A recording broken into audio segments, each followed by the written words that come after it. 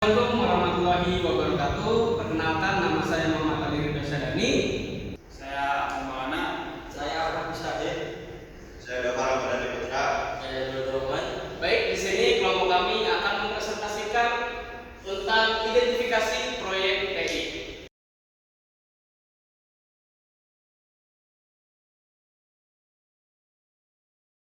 Yang dimulai pertama kali oleh Dani. Pertama-tama saya mau mempresentasikan identifikasi proyek TI. Di sini ada dua, yaitu di sini ada Android dan ada Symbian OS. Yang pertama itu Android Google. Android adalah salah satu sistem operasi mobile paling sukses yang dikembangkan oleh Google yang digunakan di miliaran perangkat di seluruh dunia. Keberhasilan Android tidak hanya karena inovasi teknologinya, tetapi juga manajemen proyek yang sangat baik. Selanjutnya ada siklus hidup proyek Android. Di sini ada yang pertama itu ada inisiasi proyek, ada perancangan proyek, ada pelaksanaan proyek. Terus selanjutnya ada monitoring dan kontrol, penutupan proyek, dan satu terakhir ada alasan keberhasilan. Di sini selanjutnya akan disampaikan oleh Ahmad Maulana. Selanjutnya ada inisiasi proyek.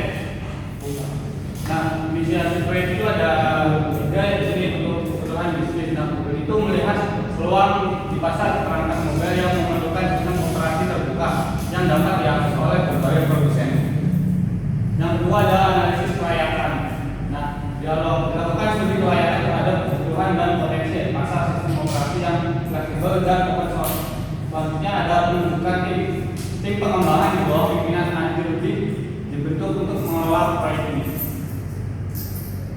Lanjut ada perencanaan proyek. Yang pertama itu ada ruang lingkup proyek berfokus pada pengembangan sistem operasi yang open source dan mendukung berbagai perangkat dengan fokus pada kemudahan integrasi dengan aplikasi pihak ketiga. Yang kedua ada jadwal. Jadwal itu ditentukan berupa roadmap pengembangan untuk merilis versi awal Android dan memperbaiki bug selama pengembangan. Selanjutnya ada manajemen risiko. Risiko terkait implementasi perangkat keras diantisipasi dengan membuat Android kompatibel dengan berbagai perangkat. Selanjutnya akan dibawakan oleh Bapak Ahmad Putra. Untuk selanjutnya pelaksanaan proyek. Ada 3 poin, yaitu pertama pengembangan sistem operasi Android dikembangkan menggunakan kernel Linux dengan fitur yang dirancang untuk mendukung berbagai perangkat mobile. Yang kedua, uji coba. Android uji secara intensif pada beberapa perangkat mobile sebelum rilis. Yang ketiga, implementasi. Versi awal Android dirilis pada 2008 dan diadopsi oleh berbagai produsen perangkat mobile. Untuk selanjutnya, monitoring dan kontrol. Ada 2 poin. Yang pertama, penyesuaian. Google terus memantau umpan balik dari produsen dan pengguna, serta memperbaiki bug dan meningkatkan fitur melalui pembaruan. Yang kedua, iterasi. Android secara berkala diperbarui dengan fitur baru dan meningkatkan keamanan. Untuk materi selanjutnya dibacakan oleh Ahmad Musaid. Penutup proyek. Pertama, rilis versi pertama. Android pertama kali rilis pada 2008 dengan nama Android 0. Keseimbangan. Setelah rilis awal, Google melanjutkan pengembangan versi baru Android yang didukung oleh komunitas open source. Alasan keberhasilan. Open source membuatnya mudah diadopsi oleh produser perangkat keras.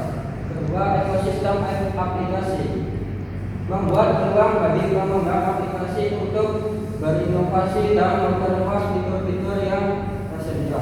Ketiga, pendukungan Google. Keuangan dan sumber daya yang besar dari Google membantu memastikan keberlanjutan dilanjutkan oleh Al-Jiri Sana. Oke, selanjutnya ada identifikasi dari Symbian OS atau Nokia. Symbian OS adalah sistem operasi mobile yang digunakan oleh Nokia pada puncak kejayaannya di industri telepon seluler. Meskipun pernah memimpin pasar, Symbian akhirnya gagal bersaing dengan sistem operasi yang lebih baru seperti Android dan iOS. Nah, ini ada siklus hidup proyek Android. Inisiasi proyek, perencanaan proyek, pelaksanaan proyek, penelitian dan kontrol, penetapan proyek dan alasan kegagalan. Inisiasi proyek itu ada kebutuhan bisnis. Nokia mengidentifikasi kebutuhan untuk platform OS mobile yang kuat pada akhir 90-an. Kelayakan pada, yang kedua adalah kelayakan. Pada awalnya Symbian dipandang sebagai solusi yang layak dan sukses diadopsi oleh banyak perangkat Nokia. Selanjutnya akan dibacakan oleh Dani Fatur Rahman. Selanjutnya di sini ada perencanaan proyek. Perencanaan proyek ruang lingkup Nokia merencanakan Symbian sebagai platform utama untuk ponselnya, tetapi sayang sekali memiliki kegagalan memperbarui sistem operasi untuk menyesuaikan dengan perkembangan teknologi layar sentuh dan ekosistem aplikasi. Terus di sini ada resiko yang signifikan terkait dengan teknologi yang cepat berubah tidak sepenuhnya diantisipasi oleh Nokia. Selanjutnya ada pelaksanaan proyek. Yang pertama ada pengembangan. Symbian dikembangkan dengan banyak keterbatasan, terutama dalam hal lingkungan aplikasi dan taruna penggunaan yang tidak ramah. Selanjutnya ada uji coba. Tidak ada perubahan yang signifikan pada user experience yang disesuaikan dengan tren layar sentuh dan aplikasi modern. Selanjutnya akan dibacakan oleh Ahmad Maulana. Oke, selanjutnya ada monitoring dan kontrol. Nah, masalah kompetisi dan Nokia ini terlambat dalam menyadari dominasi iOS dan Android yang menawarkan pengalaman pengguna yang lebih baik serta dukungan aplikasi yang lebih luas. Yang kedua ada respon yang lambat. Nah, Nokia ini lambat atau gagal mengantisipasi perubahan pasar dan tidak memberikan pembaruan sistem operasi yang signifikan dalam waktu cepat. Selanjutnya ada penutupan proyek. Nah, akhir proyek. Nah, pada akhirnya Nokia ini menghentikan pengembangan Symbian dan beralih ke Windows Phone.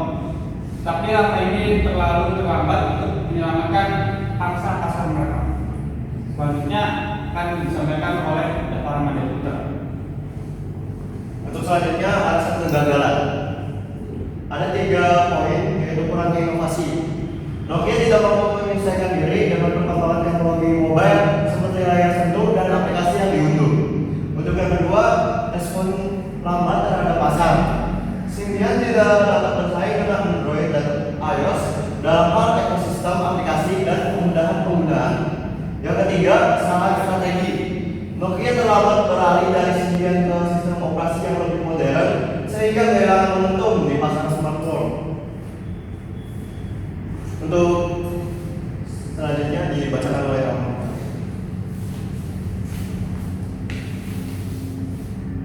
Jadi kesimpulannya adalah keberhasilan atau kegagalan sebuah proyek ini seringkali tergantung pada bagaimana manajemen proyek menangani setiap fase dari siklus hidup proyek. Dalam kasus proyek yang berhasil seperti Android, perencanaannya yang matang, inovasi dan responsif yang cepat terhadap kebutuhan pengguna berkontribusi pada keberhasilan. Sebaliknya, proyek seperti Symbian gagal karena kurangnya inovasi dan ketidakmampuan menyesuaikan diri dengan perubahan teknologi serta bersaing yang tepat.